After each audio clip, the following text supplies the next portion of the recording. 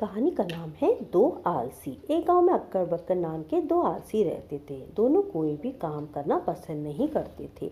काम करना तो दूर, दोनों को बोलने में भी कष्ट होता था। गांव वाले उनसे बहुत घृणा करते थे। उनके घर वाले भी उनसे बहुत परेशान थे। एक दिन दोनों के घर वालों ने कहा, देखो तुम दिन भर कोई काम नहीं करते हो, सारे दिन सोते रहते हो, हम तुमसे बहुत परेशान हैं। जीने के लिए कुछ करना बहुत ज़रूरी है। अच्छा हो तुम घर छोड़कर चले जाओ, नहीं तो हमें ज़बरदस्ती तुम्हें घर से निकालना होगा। दोनों आलसी बहुत दुखी हुए।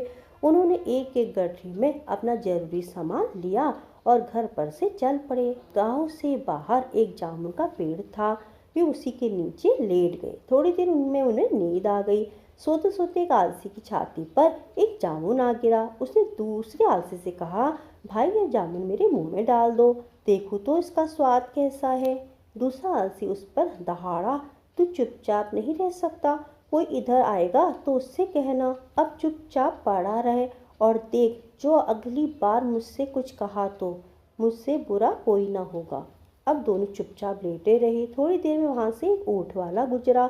जब वह उनके पास आया तो पहले आलसी ने कहा, भाई सुनना, मेरी छाती पर यह जामुन पड़ा है, इसे उठाकर मेरे मुंह में डाल दो।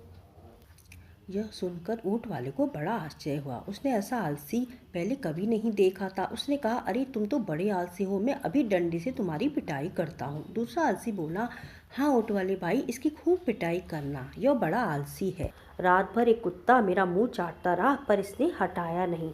ऊंट वाला यह सुनकर दंग रह गया। इतने बड़े आलसी उसने पहली बार देखे थे। अब उसे रहा ना गया। उसने अपने डंडे से उनकी खूब पिटाई की और उन्हें तभी छोड़ा जब उन्होंने कसम खाई कि वे आलसी नहीं रहेंगे। सच ही है, जो हाथ पैर नहीं हिलाता भगवान भी उसकी सहायता नहीं करते।